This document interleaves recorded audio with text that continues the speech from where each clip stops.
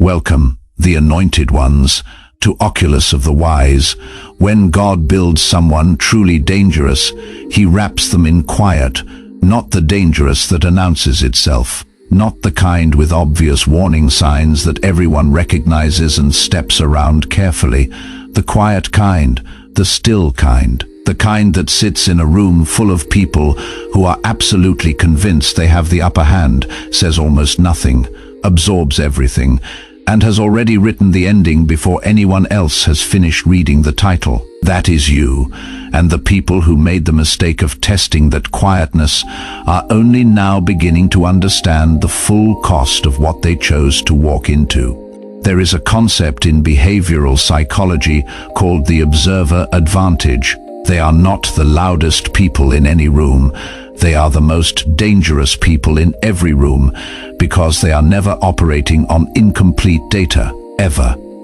In other words, while everyone around you was performing, you were documenting, and everything they ever showed you, they showed you voluntarily.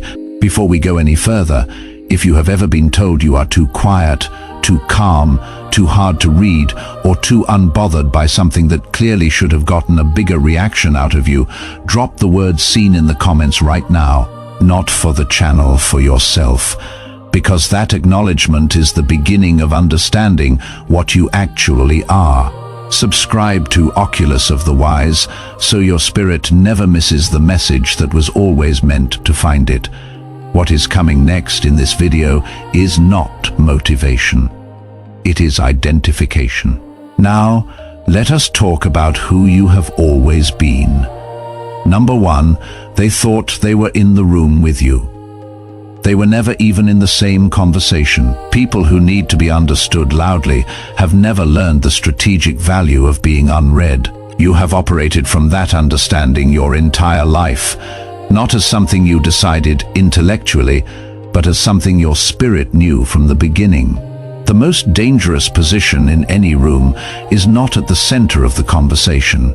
It is at the edge of it, watching. You watched how someone's energy changed the exact moment another person received the recognition they were quietly desperate for. You noticed the specific tone shift that happened when a person believed the important people had stopped paying attention to the exchange. You caught the half-second gap between a person's eyes and their smile, the place where the performance was not quite fast enough to catch up with the reality underneath it. You heard the unnecessary explanations that only guilty people volunteer. You registered the overcompensations that only threatened people produce. You catalogued all of it without reacting to a single piece of it in real time. They genuinely believed you were not catching anything. That belief cost them everything. The shocking part for the people who thought they had you figured out was never that you knew. It was how specifically you knew. How completely. They managed their surface presentation around you with the kind of effort that requires real energy, and the whole time you were not reading the surface. You were reading the foundation beneath it, not the paint job, the blueprint. And blueprints do not lie the way paint does. Your silence was not a gap in your awareness. It was proof that you were so far ahead you could afford to wait. Number two, your discernment is not intuition. It is a precision instrument they had no idea existed. This gets misunderstood constantly, so let us be exact about what it actually is. It is not emotion. It is not sensitivity in the soft, dismissible way people use that word to minimize you. It is something structurally different. A built-in truth detection system that has been running continuously since the day you arrived here and has never once malfunctioned. You do not just hear what people say, you process what they mean. You do not just observe behavior. You decode the structure behind behavior, the repeating cycle, the root motive driving 100 surface actions that seem unrelated until you recognize the single source they all share. Flattery does not cloud your read. Guilt trips do not distort your perception. The emotional theater produced by people who manufacture vulnerability on demand registers to you immediately, and completely for exactly what it is. You see the calculated kindness. You see the performed humility. You see the innocence that was rehearsed very carefully before the conversation started. You see the architecture beneath all of it. And because you see it, none of it has the grip on you it was designed to have.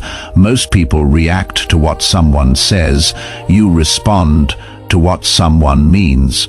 And that gap, right there, between the saying and the meaning, is where every game that was ever run on you collapsed before it even got started. You were not reacting. You were reading. You were not guessing. You were confirming. You were not suspicious. You were accurate. And accurate is the one thing that manipulation genuinely cannot survive. Number 3, they called you soft. Then they got very quiet and very confused about what had just happened.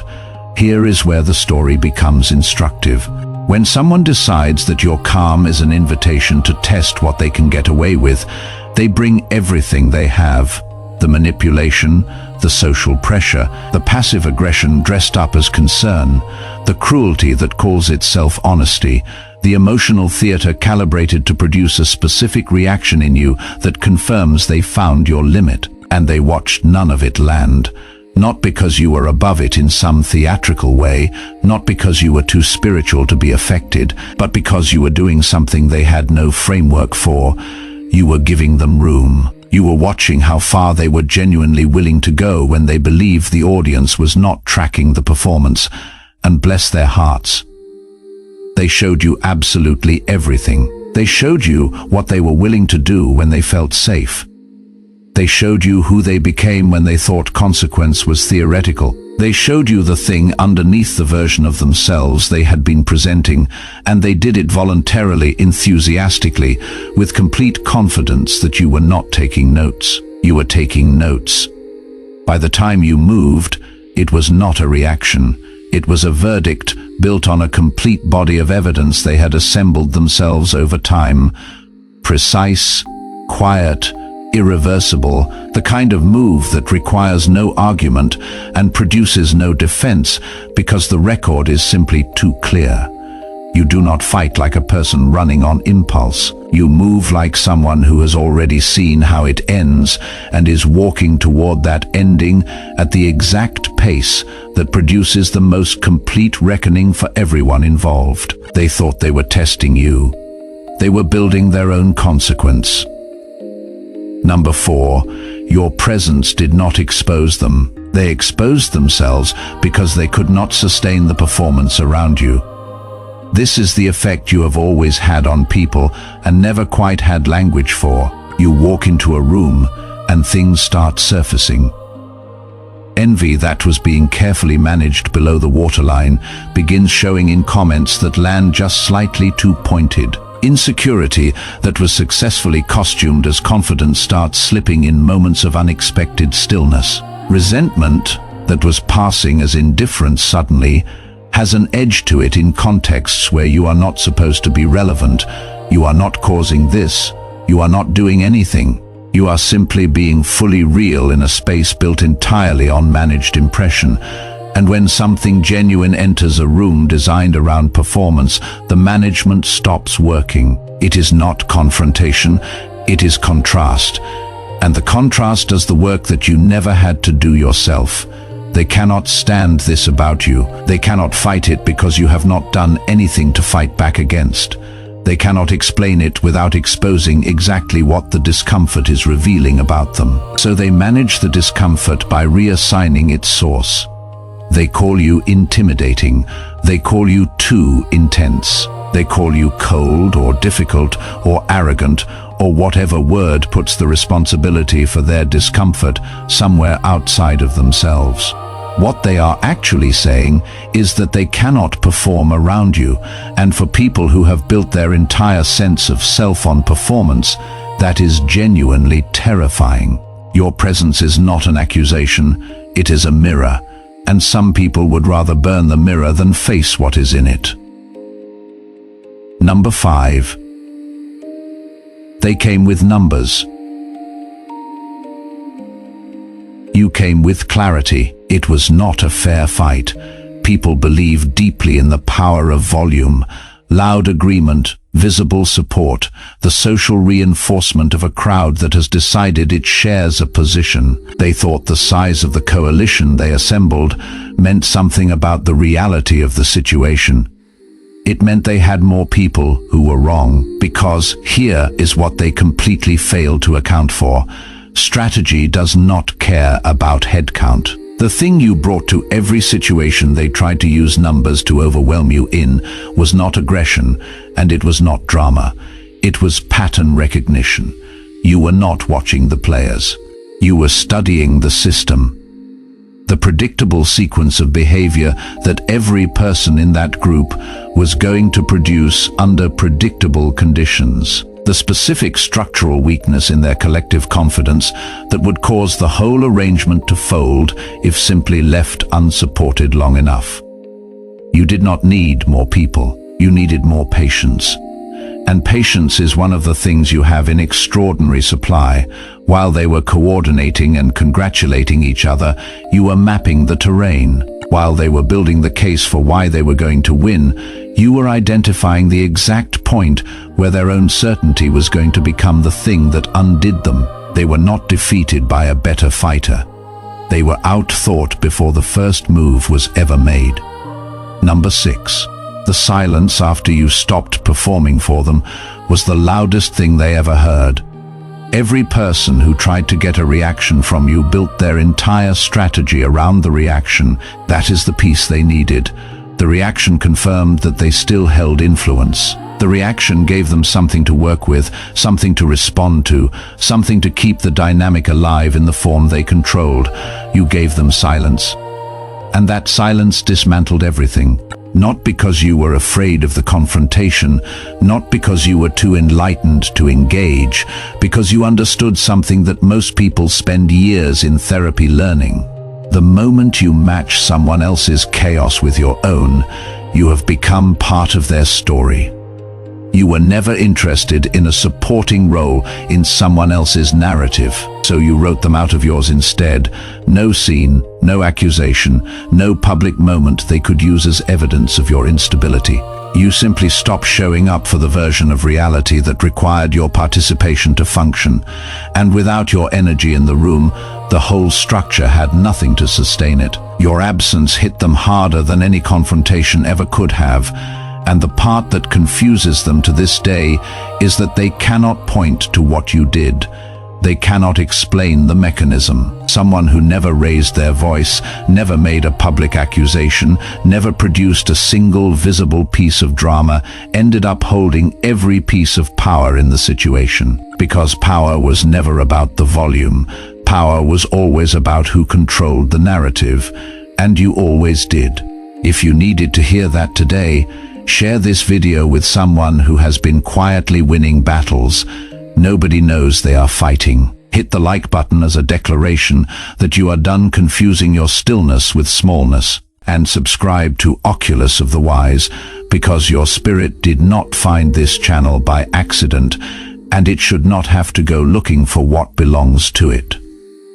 Number 7. Every season that broke something in you was a training session you did not volunteer for and cannot afford to skip. The people who carry the heaviest assignments are always the ones who went through the things that felt most like punishment at the time. The betrayals that cracked something open that had to be opened.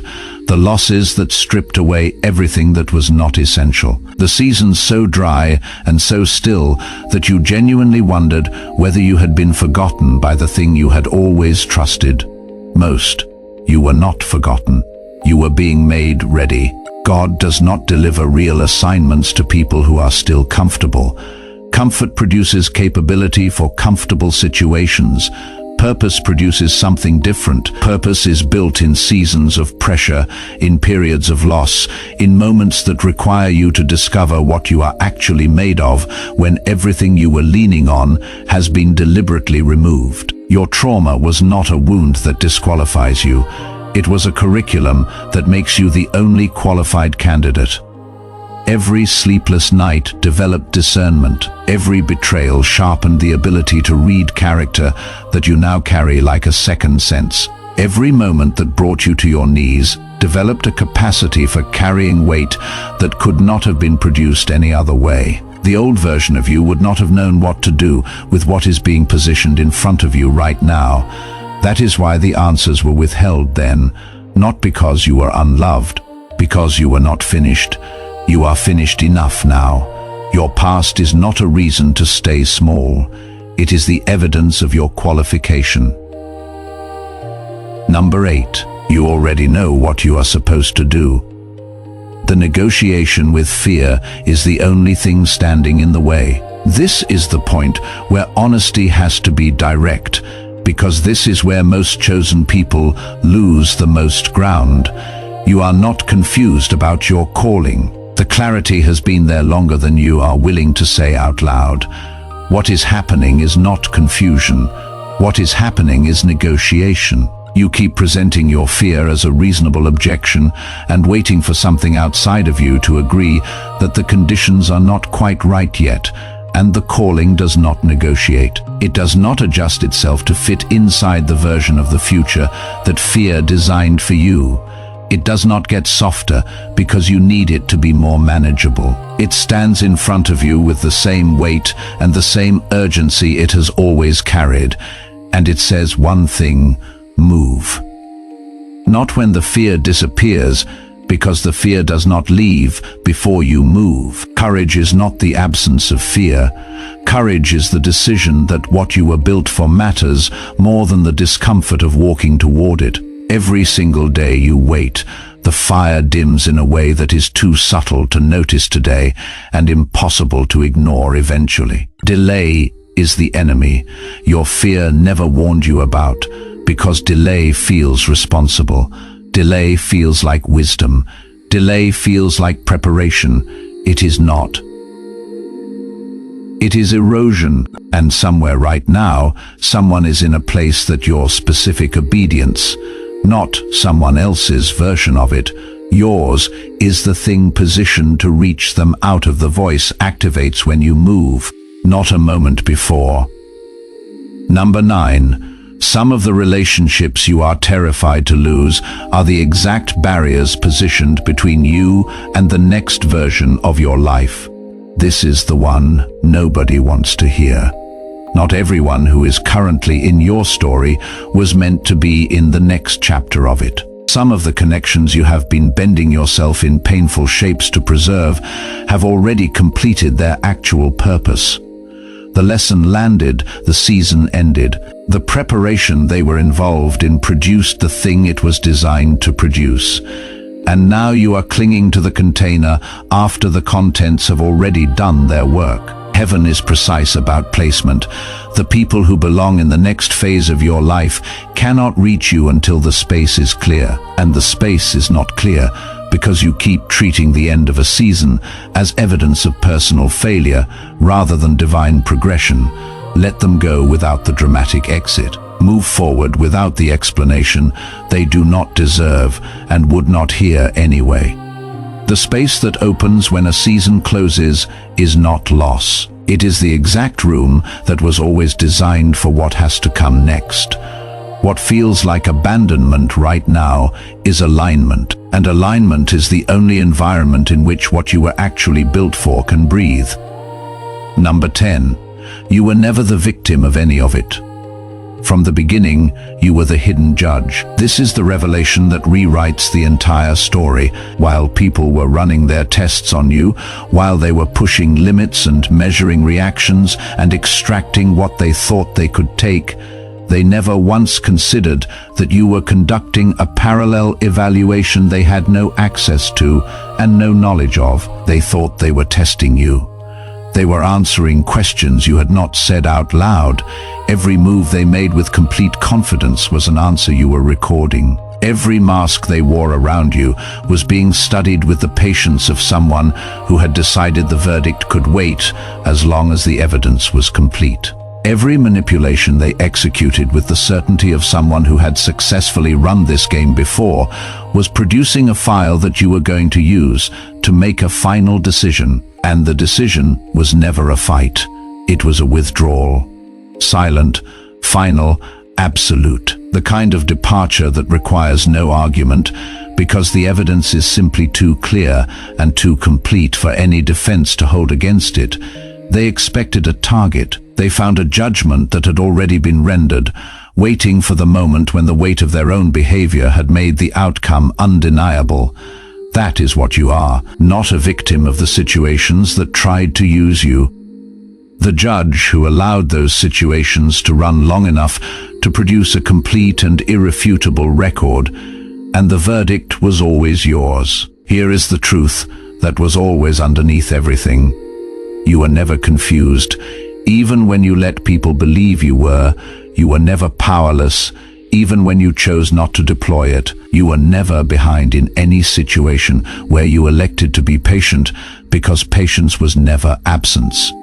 It was strategy. It was the most devastating advantage available to someone operating at your level, and you have been using it your entire life, even before you had a name for what you were doing. Every person who underestimated you gave you everything you needed to understand exactly who they were.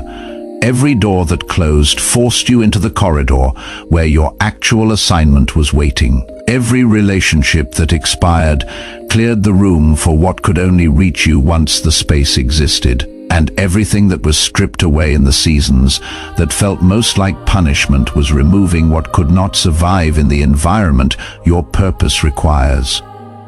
None of it was punishment. All of it was preparation. Your calling has not been cancelled.